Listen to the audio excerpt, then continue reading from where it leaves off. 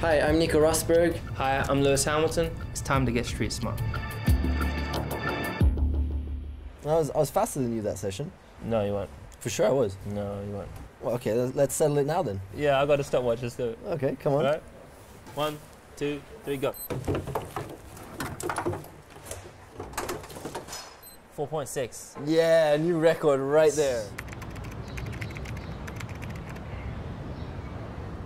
In 5 seconds, a driver has to jump out from the cockpit. Very, very quick movement. When the car is crashing and something is wrong about the car and the driver needs to come out very, very fast. So that's why the rule requires 5 seconds. They need to withstand to 2.5 tons of tensile load. So very, very high load.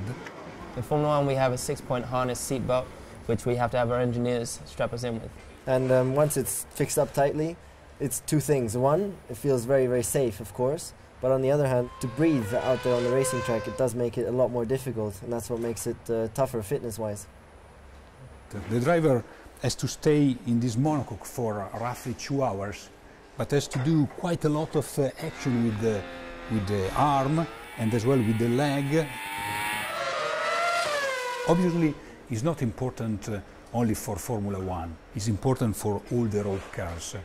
Safety belts are so important to save life. Okay. So, ready, set, go.